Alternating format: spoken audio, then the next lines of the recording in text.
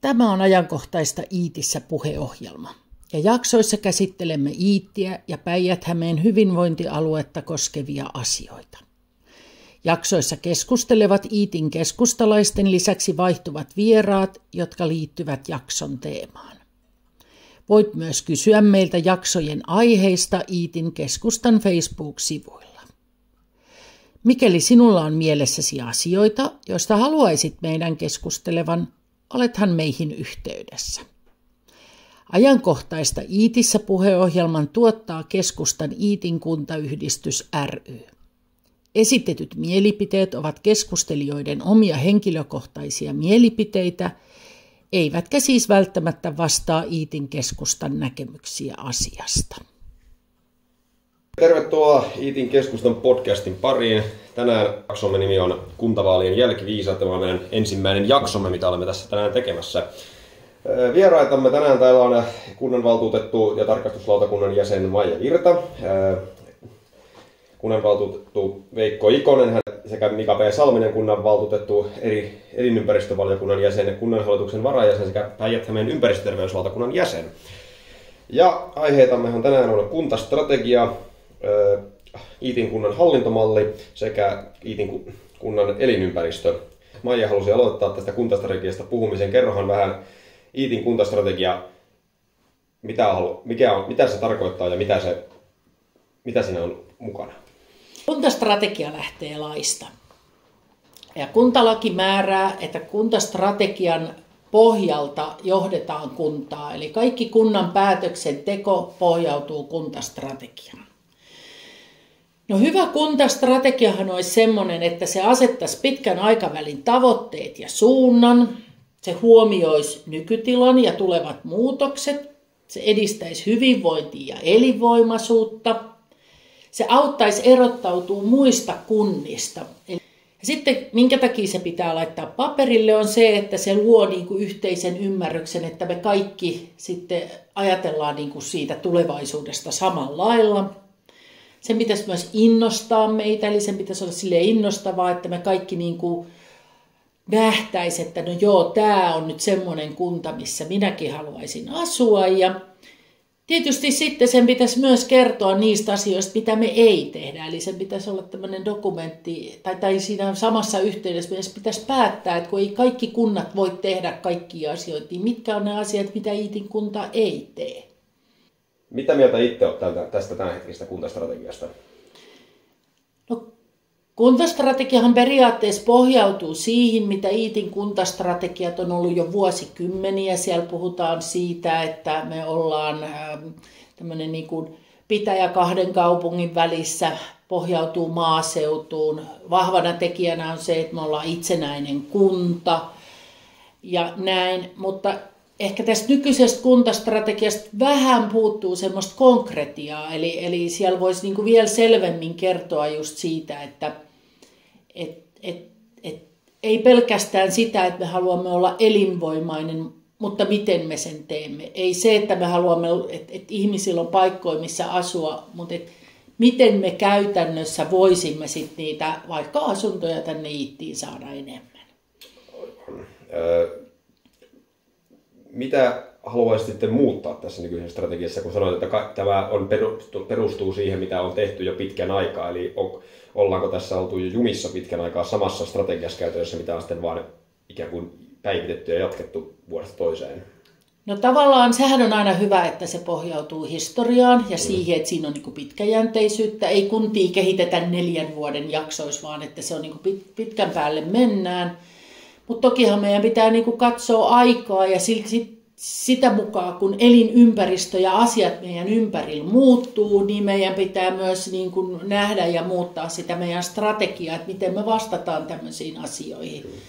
Tarkoituksena olisi siis hioa tätä strategiaa lyhyesti sanottuna. Niin, ja sitten ehkä semmoinen, mikä nyt edellisestä strategiasta, kun itse olen nyt tarkastuslautakunnan puheenjohtaja, niin mikä mun mielestä olisi todella tärkeää nyt petrata tällä kierroksella on se, että minkälaisia mittareita me asetetaan ja miten me seurataan sitä tavoitteiden edistymistä, että ollaanko me päästy eteenpäin niissä asioissa, mitä on valittu ja itse ainakin aion niin olla aktiivisesti mukana kehittämässä just sitä mittaripuolta ja sitä seurantapuolta.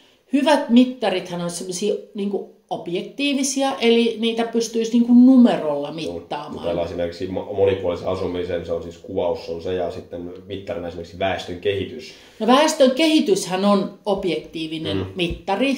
Siinä me tiedetään, kuinka monta ihmistä Iitissä asuu tänä vuonna ja kuinka monta ensi vuonna.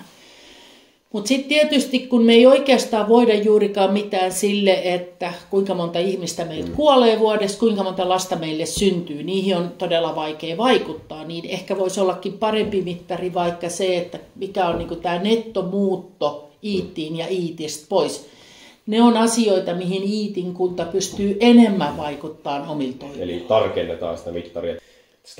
Strategia on siis edelleen, kuten sanoin äsken, että on niin kuin, tätä vähän pitää hioa edelleenkin. Että saadaan ikään kuin kehitettyä tätä semmoiseksi tarkemmaksi tätä strategiaa. Niin, ja sitten tietysti se, että meidän pitää löytää myös niin kuin eri puolueiden välillä semmoinen niin kuin yhteinen näkemys, että mitkä on ne alueet, mitä Iitissä nyt halutaan kehittää. Ja sitä vartenhan meillä nyt sitten on esimerkiksi koko kunnanvaltuustolle järjestetään tämmöinen iltapäivän seminaari, missä me nyt sitten keskustellaan ja koitetaan löytää se yhteinen näkemys. Kyllä. Haluaako Veikka tai Mika kommentoida tätä asiaa tässä välissä mietteitä?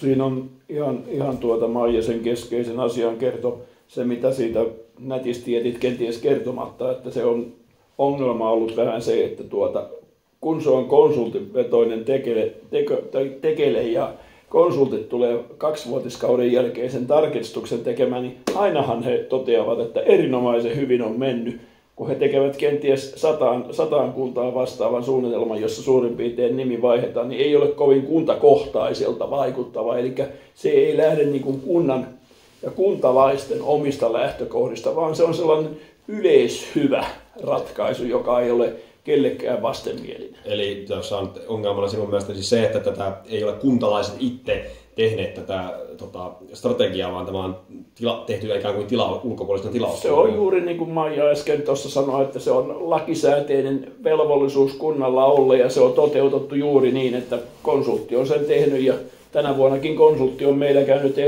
ehdotusta esittelemässä ja yhtään persoonallisemmaksi se ei ole sitä kautta tulemassa.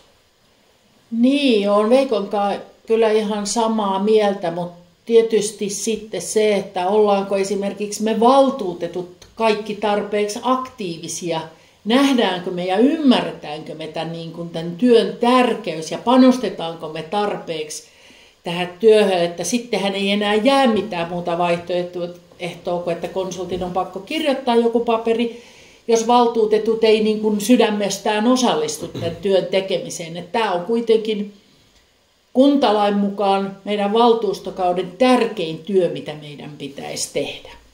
Eli te haluaisitte, että nimenomaan valtuutetut tekisivät tämän strategian? No valtuutetuthan sen periaatteessa pitää tehdä, koska se on niin kuin meidän ja hyväksyä. Että sehän pitää olla niin kuin Iitin kunnan näköinen ja Iitin kuntalaiset on valinneet valtuutetut edustamaan itseään, jolloin kyllä siinä valtuutettujen rooli pitäisi olla niin kuin hyvin merkittävä tämän strategian niin työstämisessä, kuin tietysti niin kuin Veikko sanoi, että valtuustohan sen sitten lopulta hyväksyy. Mutta että ei pelkästään vaan se, että me hyväksytään tai hylätään, vaan oltaisiin niin kuin aktiivisesti kaikki mukana. Aivan. Strategiasta sen verran, nyt kun tämä kunnan sivulta löytyvä strategia on merkitty päättäväksi tänä vuonna, milloin uusi strategia tulee? No, uusi strategia pitäisi olla kunnanvaltuuston hyväksyttävänä ensi vuoden alkupuolella. Aivan. Ja onko mitään, mitä voitte kertoa sitten jo tässä vaiheessa? Mitä itse koette, että tähän strategiaan niin kuin pitäisi sisällytettyä jotakin uutta, mitä ei tähän asti ole ollut tai muuta vastaavaa? No ainakin nyt luulisi, että tämä kouluhankeasia on niin suuri asia Iitin kunnassa, että se nyt pitäisi olla myös strategisena tavoitteena. Sitähän ei edellisessä strategiassa edes mainita. kaikille, jotka eivät tätä tiedä, Iitin kunta on suunniteltu uutta koulukeskusta kuntakeskuksemme Kauslaan rakennettavaksi. Vaikuttaa siltä, että tässä on hieman sekavaa niin kuin ollut tämä viestintä tämän asian suhteen. Mitä ajatuksia tämä teistä herättää? Itse näkisin sen, että tätä kouluprojektia ei ole lähdetty viemään niin kuin semmoisessa järjestyksessä, missä sen yleensä viedään. Ja tällä hetkellähän on vasta niin kuin työn alla kaavamuutos kyseiselle alueelle, mihin tämä nyt päätöksen mukaan pitäisi rakentaa, mutta ei olla silti varmoja, että käykö tämä rakennus siihen ja millainen valituskierros siitä mahdollisesti tulee. Aivan. Tukeeko tämä sitä strategiaa Iitin elinvoimaisuutta, halukkuutta muuttaa itsensä muuttotappiokunnasta muuttovoittokunnaksi? Toteutuuko tässä näitä asioita?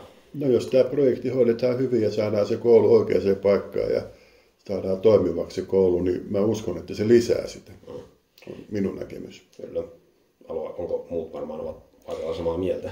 Niin, kyllähän meidän pitää todella huolella tehdä se koulu, ettei meille käy niin kuin monessa muussakin kunnassa on käyty, että rakennetaan vääränlainen rakennus, jossa on jo valmiiksi sisälmäongelmat siinä uudessakin rakennuksessa, että kaiken kaikkiaan tässä ei ole nyt pelkkä, että Iitissä tämä keskustelu on nyt tosi pitkälle keskittynyt siihen paikkaan, mutta väittäisin, että paikka on jopa toissijainen asia tärkeysjärjestyksessä. Että kyllä se kuitenkin se kaikkein tärkein asia olisi, että ensinnäkin rakennetaan semmoinen koulu, mihin Iitillä on varaa. Eli pitäisi niin kuin todella, puhutaan niin isosta investoinnista, että meidän pitää niin kuin todella huolellisesti niin kuin katsoa tämä talouspuoli.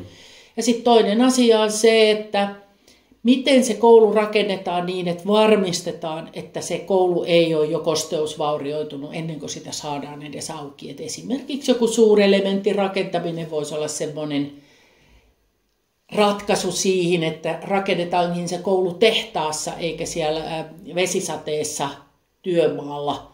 Vai mitä mieltä olet, Mika? Joo, kyllähän tässä on se etupuolella, että tehdään niin kuin suurelementeistä tehdään se koulu ja saadaan just ne Maijan mainitsemat asiat kohdalleen. Tietysti tämä projekti kokonaisuudessaan, niin kuin tuossa Maijakin sanoi, että tämä pitää niin kuin suunnitella todella hyvin nyt alusta loppuun. Paikka on, olkoon sitten mikä on, mutta että me saadaan niin kuin hyvä, toimiva ratkaisu. Ja sitten nyt on kuitenkin kyseessä Iitin kunnan suurin kautta aikojen investointi, että tämä saadaan vietyä maaliin oikein kunniasanoin. Se on erittäin tärkeää. Haluaako Veikko vielä kommentoida tähän asiaan jotakin? Mä olen tästä asiasta joskus viime valtuustokaudella tehnyt valtuustoaloitteen todeten silloin siinä, että Iitissä on erittäin hyvät kokemukset silloin, kun rakennuksen suunnitteluvaiheessa on ollut luottamushenkilöitä mukana, jotka ovat antaneet siihen oman panoksensa.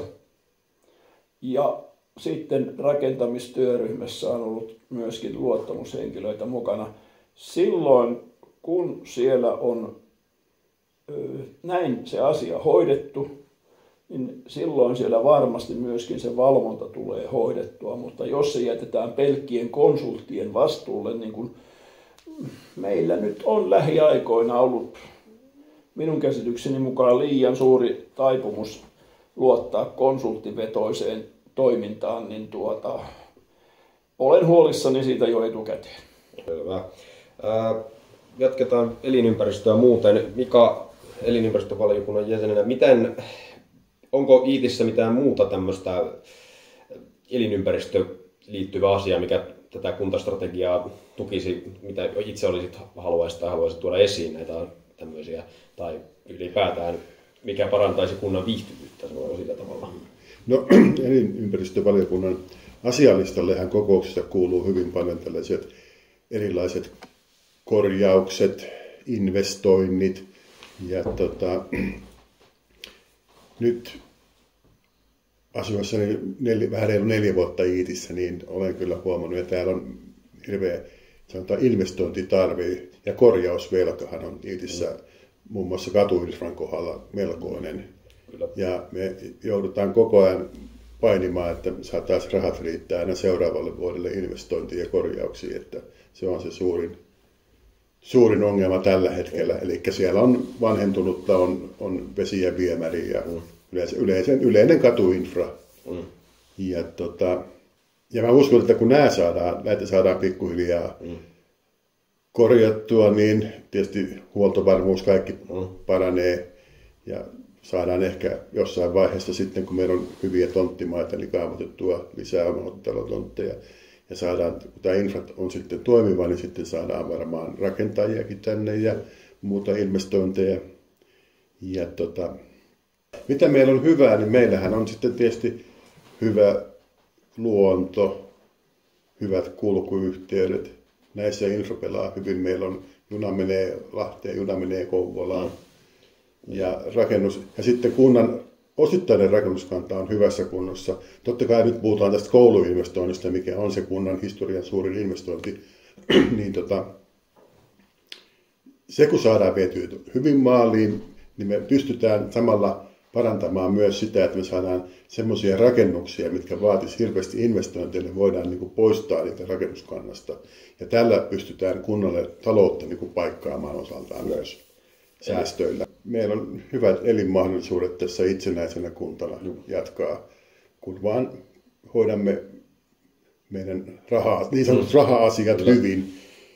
Eli tehdään kaikkea maltilla ja kuten Maija sanoi aikaisemmin, suunnitellaan asiat hyvin ja valvotaan se projekti loppuun asti.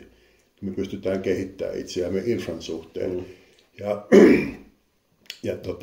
myös kaavoituspäätöksillä saadaan hyviä tontteja, teollisuutta tänne. Sitten meillä tulee uusi valtatie 12 tulee pohjoisen puolelta Kausalasta menemään. Se lisää myös varmaan osaltaan teollisuuden ja yritysten kiinnostusta kuntaa kohden. Mä itse uskon, että meillä on valoisa tulevaisuus edessä. Ja infrastruktuuri on se yksi asia. Joo, se on. Se on päällimmäinen juu tosiaan. Ja se korjausvelka on sellainen, että täälläkin olisi pitänyt jo aikoja sitten aloittaa tietyt. Ja tämähän nyt vaatisi, että joka vuosi tehtäisiin kilometri uutta katua. Seuraavaksi Veikolla oli meillä puheena tämä Iitin kunnan hallintomalli. Iitissä on siis ollut vuodesta 2021 alkaen tämä valiokuntamalli. Kertoisiko vähän siitä? Joo, valiokuntamalliin aikoinaan Iitissä siirryttiin siten, että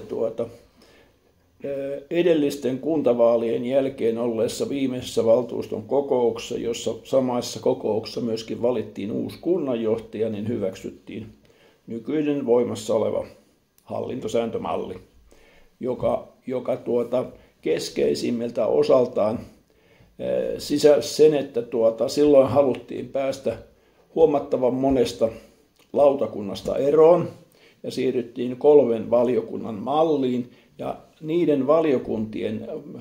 niillä valiokunnilla ei ole päätösvaltaa.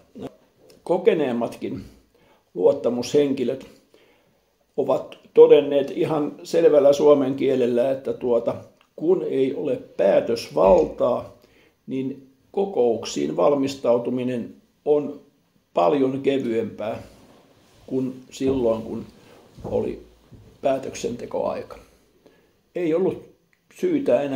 Ei ollut syytä puristaa niin paljon kuin ennen vanhaa, kun mentiin päätösvaltaisiin kokouksiin, niin siellä piti ottaa se kanta. Nyt ei tarvitse. He ohjeistavat virkamiehiä. Ja nämä valiokunnat siis. Valiokunnat, joo.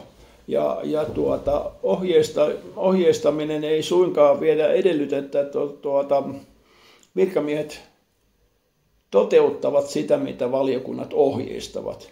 Niin se aiheutti sieltä varsin nopeasti sellaisia kannanottoja, joista ruvettiin nurisemaan, että ei sillä ole mitään merkitystä sillä kokouksilla. Silloin tuli ensimmäisen kerran jo kesällä 21, alkusyksystä 21 ruvettiin puhumaan kampaviinerikerhoista, joka sitten yleistyi tuolta ihan kansankeskuudessa. Se tuli aina sieltä sun täältä vastaan, että mitähän työ siellä nyt kun istuskelette ja palaveria vietätte, jos kun teillä ei ole mitään päätäntävaltaa siinä asiassa. Ja se onnen omiaan turhautti varmasti erittäin monia luottamushenkilöitä. Tämä lautakuntamalli siis pitäisi sinun mielestäsi tuoda takaisin, koska se tarkoittaa sitä, että näillä valtuuston kunnilla on niin sanotusti mahdollisuus tehdäkin jotain. Joo, siis nyt mä haluan erottaa tässä asiassa sen, mihinkä mä oon törmännyt erittäin usein, kun tästä lautakuntamallista on puhuttu, niin mulle on sanottu, että osa valtuutetuista ei halua palata vanhaan lautakuntamalliin. Ja mä olen yrittänyt heille kertoa, että tässä ei haluta palata vanhaan lautakuntamalliin, vaan halutaan uuteen lautakuntamalliin, koska niiden lautakuntien määrä ei ole tarkoitus, että niitä on saman verran kuin ennen tätä edellistä hallintosääntömuutosta, jolloin niitä oli erittäin paljon siihen käyttötarkoitukseen nähden.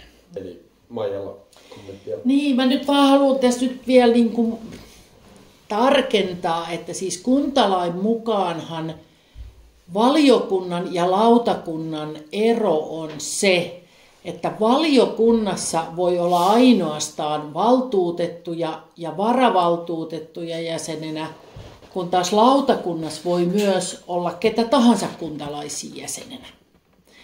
Ja tavallaan niin kuin meillä on tässä oikeastaan kaksi kysymystä. Toinen on tämä, että kuka tekee päätökset. Valiokunnatkin voisi olla semmoisia, jotka tekee päätöksiä. Esimerkiksi Orimattilassa on semmoiset valiokunnat, jotka myöskin tekee päätöksiä. Et se on niinku yksi asia, ja mun ymmärryksen mukaan nyt Iitis tällä hetkellä rupeaa olemaan aika niinku yksimielinen näkemys kaikkien puolueiden välillä siitä, että meidän pitää palata malliin, missä valtuutetut tekee niitä päätöksiä. Mutta sitten se on ehkä semmoinen asia, missä meillä on enemmän eriäviä mielipiteitä, on se, että voiko näissä toimielimissä sitten istua myös muita kuin vaaleissa ikään kuin valittuja valtuutettuja tai heidän niin näitä varavaltuutettuja, vai voitaisiko tämmöiseen, ja silloin sen pitäisi olla nimenomaan se lautakunta, että voitaisiko meillä olla myös niin kuin ennen vanhaan oli, että periaatteessa kuka tahansa saattoi olla siellä, niin kuin siellä lautakunnassa tekemässä päätöksiä. Että pitäisikö edellyttää, että ihmiset kuitenkin on saanut vaaleissa ääniä, jotta ne voi sinne päätöksentekoon osallistua, vai onko se tärkeämpää, että jollain henkilöllä on paljon asiantuntemusta jostain asiasta, ja sitä kautta hän olisi oikeutettu tuleen tähän toimielimeen mukaan. Mä olen niin kuin korostanut sitä, että Iitti on niin pieni kunta, että Iitissä ei ole varaa jättää asiantuntemusta ulkopuolelle. Ja siinä valtuustoaloitteessa, minkä 27 valtuutetusta aikoinaan allekirjoitti, niin siinähän on myöskin todettu, että ne valiokuntien, nyt voimassa olevat valiokuntien puheenjohtajat ja varapuheenjohtajat voisivat jatkaa sitten tulevien lautakuntien, mikäli päädyttäisiin siihen lautakuntamalliin, niin siellä puheenjohtajana ja varapuheenjohtajana, että siinä ei tarvitsisi koko palettia lyödä uusiksi. Oliko Mikaela siihen? Niin, tähän lautakuntamalliin vielä kautta aikoihin on käytetty, jos kunnassa on tietyn alan asiantuntijoita, niin heitä on käytetty näissä lautakunnissa myös. He ovat osallistuneet myös lautakuntatoimintaan, ja mä katson itse sitä ainakin hyvällä, että olisi niin kuin tietty määrä, mikä voitaisiin sopia. Onko sitten 1 henkilö, 2 henkilöä, että siellä olisi sellaista asiantuntijuutta, jotka tietää esimerkiksi lainsäädännön tavat toimia. Näitä on paljon näitä. Eli haluttaisiin, niin kuin Veikko tuossa sanoi äsken, että meillä ei ole varaa näin pienessä kunnassa sitä asiantuntijuutta jättää sinne ulkopuolelle, niin nimenomaan tuotaisiin se tässä mallissa, tässä lautakuntahallintomallissa mukaan siihen päätöksentekoon. Juurikin näin, varsinkin pienessä kunnassa, niin se olisi kaikkien etu minun mielestäni. Selvä. Haluaako Maija kommentoida tähän vielä jotakin? Niin, sehän nyt kuitenkin olisi tärkeää, että vähintään nyt ainakin ne ihmiset, jotka on äänissä saanut ääniä ja tullut valituksi valtuutetuksi, että ne voisivat osallistua päätöksentekoon. Tosin se hieno ajatus, mitä tässä nykyisessä mallissa on, että ne myös osallistuu siihen valmisteluun, niin sitäkään ei pitäisi heittää nyt pesuveden mukana hukkaan, vaan sehän on kuitenkin niin kuin myös hyvä, että ne valtuutetut olisivat enemmän mukana siinä valmistelutyössäkin. Koska silloin sinnekin, niin siihen valmisteluunkin tulee niin kuin monenlaisia erilaisia näkökulmia, että se ei ole enää yhden virkamiehen niin kuin ajatusmaailma, se valmistelutyökin, että eihän se sitä tarkoita, että jos se lautakunta tai valiokunta sitten tekee päätöksiä, etteikö se myös voisi olla enemmän mukana niin kuin siinä keskustelussa ja valmistelutyössä. Eli tämä lautakuntamalli, jota halutaan ajaa tässä takaisin, tai uudistettuna takaisin, ei sitä vanhaa, mutta uudistettu versio tästä lautakuntamallista, niin tarkoituksena olisi se, että nimenomaan, että päätösvalta pysyy nimenomaan ja valmisteluvalta, että kunnanvaltuutetuille, jotka ovat vaaleilla valittuja luottamushenkilöitä, ja se, että voitaisiin tuoda myöskin niin kuin tätä yleisesti asiantuntijuutta tai kuntalaisia lyhyesti sanottuna, jotka eivät ole luottamusmiehiä, kunnanvaltuutettuja, näitä henkilöitä, onko heitä mukaan tähän myöskin hieman tähän päätöksentekoon, että tämmöistä lainausmerkeissä suoraa demokratiaa, mitä niin kuin jossakin sanotaan, olisi mukana enemmän tässä, että valta ei kaikki kasaantuisi pienelle porukalle. Joo, ja sitten tässähän on sitten se toinen seikka, joka hallintosääntömallissa on keskeinen, niin on se, että palautetaan se tunnettu tosiasia, kun kuntalain pykälä 14 toteaa, että valtuusto on kunnan korkein päättävä elin. Ei kunnanhallitus, vaan kunnanvaltuusto. Joo, ja on tässä sitten vielä yksi seikka semmoinen, että nyt tässä nykyisessä mallissa niin kaikki ne, jotka ei pääse, koska nykyisiin valiokuntiinhan ei pääse edes varavaltuutetut muuta kuin varajäseniksi. Niin se on loppujen lopuksi aika pieni joukko, se 27 iittiläistä vaan pääsee näihin luottamuselimiin mukaan. Ja sen jälkeen 4 vuoteen ei tapahdu niin kuin oikeastaan mitään, kunnes sitten ennen seuraavia vaaleja sitten puolueet rupeaa kauheasti kyselemään ehdokkaita. Me ei nyt sentään kuitenkin vielä saada ihan kunnon vaalit käytyä, mutta jokainen puolue on ongelmissa siinä ehdokashankinnassa. Että jos me saataisiin laajempi joukko mukaan niin kuin siihen 4 vuoden valtuustokaudelle, niin sitten jokaisella puolueella olisi paremmat mahdollisuudet myös saada niitä ehdokkaita seuraaviin vaaleihin. Jos pitää tästä pienen käännöksen sinne kuntastrategiaan, niin olisiko semmoinen asia, että lisättäisiin tätä kuntalaisten osallistumista tämmöiseen päätöksentekoon ylipäätään, että saataisiin tälläkin elävöitettyä kenties kuntaa. Kyllä, ja Iitti perinteisesti on ollut semmoinen kunta, missä kylät on ollut vahvoja, kylissä, ja täällä on tehty paljon talkoilla asioita, täällä on niin kuin ollut paljon tämmöistä yhteisöllisyyttä. Järjestöt on ollut vahvasti mukana kunnan kehittämisessä ja tekemisessä. Ja kun me nyt kuitenkin kaikki voidaan todeta se, että niin kuin yhteiskunnalta ei kunnat tule saamaan tulevaisuudessa juurikaan rahaa, jos ollenkaan rahaa, niin tulevaisuudessa varsinkin kunnat joutuu miettimään sit erilaisia toimintatapoja tuottaa asioita, ja silloin se, että mitä isompi joukko me saadaan tähän mukaan, niin se varmemmin me saadaan kuntaa kehitettyä. Me tavallaan ollaan menossa takaisin siihen, että enemmän tarvitaan talkoita, enemmän tarvitaan niin kuin ihmisiä mukaan, ei pelkästään päätöksentekoon, vaan myös niiden päätösten toteuttamiseen. Eli porukka, ihmiset tai iittiläiset siis tarvitaan mukaan tähän yhteiseen toimintaan, että paitsi puoluetoimintaan, kuntatoimintaan, kuntapolitiikkaan, mutta tietenkin varmasti myös muuhunkin ylipäätänsä. Että kunnan kehittämiseen. Niin, juuri näin. Kyllä. Oliko Mikalla vielä? Niin, ja tähän kun puhutaan yhteisöllisyydestä ja kunnan kehittämisestä, niin tulikin mieleen vielä meidän rakas projektimme Koirapuisto, no niin, mikä puuttuu Iitin kunnasta. Että monessa kunnassa on se koirapuisto, ja mitä olen omasta kokemuksesta käynyt niissä, niin siellä on ihmisjoukko, jolla on lemmikit siellä, ja siitä tulee yhteisöllisyys. Siellä kokoontuu, ja sitten kun jonkun koiran omistaja ei parin päivää näy, niin ruvetaan kysymään, että missähän sen nimisen koiran isäntä tai emäntä on.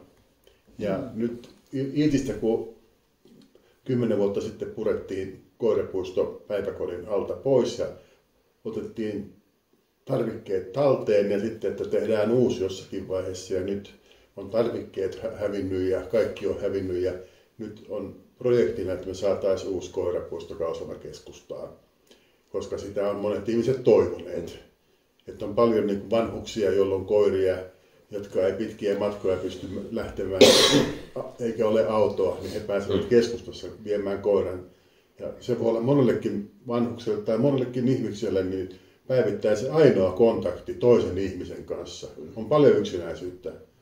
Ja kyllä me on niin kuin laskettu, että mitä itse omat kokemukseni on, niin kyllä siellä tulee niin kuin ystäviä ja siellä tulee yhteisöllisyyttä. Ja tämä on semmoinen projekti, mitä me ollaan Maijan kanssa rakkaasti viety eteenpäin ja toivottavasti saadaan tähän vielä hyvä lopputulos, että saadaan se koirapuisto tännekin vielä. Kyllä.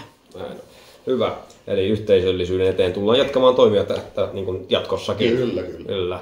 Tähän positiiviseen noottiin on varmasti hyvä lopettaa tällä kertaa. Me kiitän kaikkia mukana olleita. Tämä oli erittäin antoisaa keskustelua kaikkien kanssa. Iitti-podcasti jatkuu tästä eteenpäin. Katsomme, kun pysykää mukana seuraavaa jaksoa varten. Ja olen hostinne Arto Tuominen ja kiitän kaikkia kuulijoita näkemiin.